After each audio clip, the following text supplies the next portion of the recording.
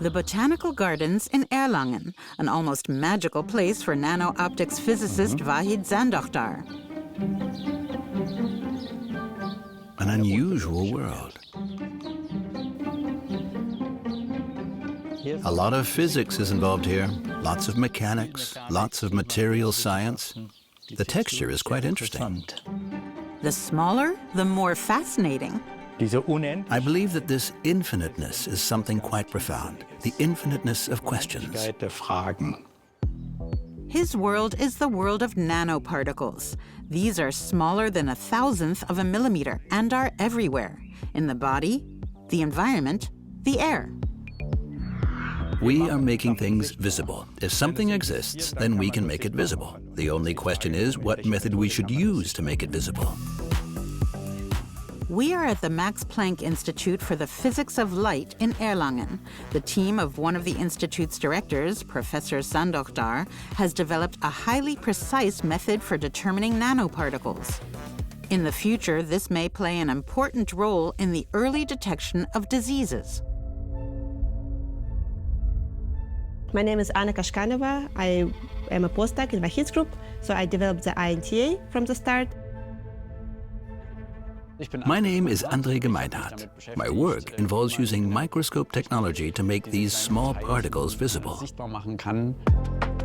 The revolutionary method is based on the scattering and interference of light by nanoparticles that wander around in a liquid.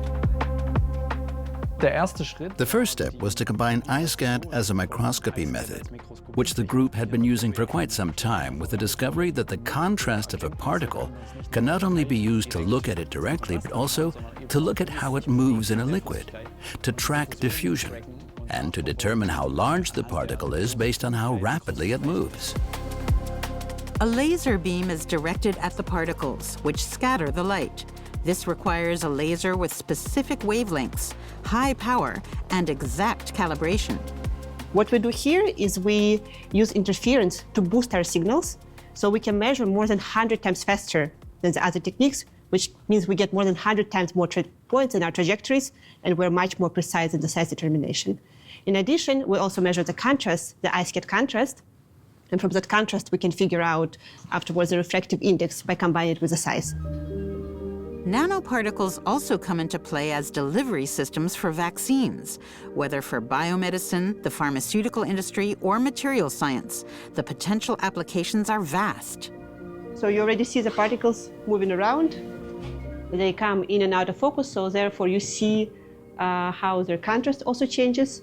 You see that some of them, which are far away from the focal plane, have lots of rings, and the ones which are close, they have kind of very compact point spread function.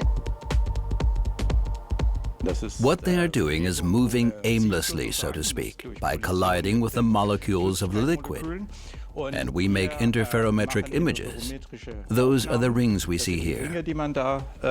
By following the individual particles, we ultimately understand how large they are and their so-called refractive index. That means how strong they refract the light. The larger the particle, the slower the particle moves.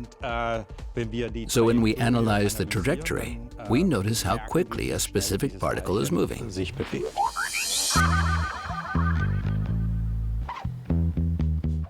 My name is Martin Blessing, and I was mainly involved in carrying out the experiments and working on the setup for iNTA.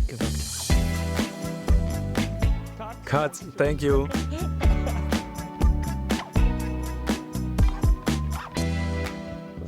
When the results were very good, you could find me dancing through the laboratory.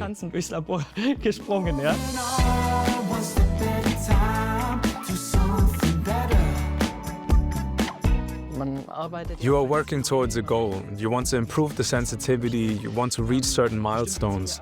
When you finally get there, after so many misses, you have to celebrate it. That's how you keep going.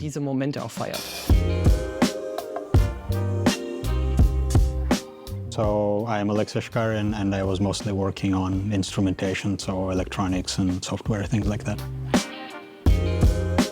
The whole challenge was to take this optics table worth of optical components and this whole space above worth of electrical components and kind of compress it all into something that you can move somewhere else and set up relatively quickly.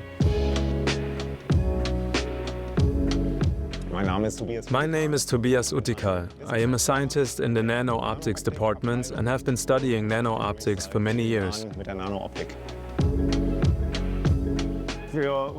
The challenge was bringing the optical components we just saw in the laboratory together in a small and compact assembly, and then combine them into a type of instrument that can be operated by an inexperienced user. It has already survived trucks, ships and airplanes without us having to step in and fix it afterwards. Extracellular vesicles. Cells secrete these small membranous structures. Determining these vesicles may help in early cancer detection. And so what people are thinking to do is to look at your blood or your urine and look at what kind of vesicles are there. Because healthy cells secrete those vesicles, but sick cells are also secreting those vesicles. And so you can just look at the bodily fluid completely in a non-invasive manner and try to figure out which kind of disease a person might have. With this device, we right now can look at the distribution, we can look at the size and concentration, and already just looking at those can give you a hint of whether the person is healthy or sick, because, for example, disease cells, they secrete a lot more of those vesicles. Our publications showed us that our work is actually of great interest for medical doctors and biologists. And so we thought that it would make sense to take the step towards commercialization.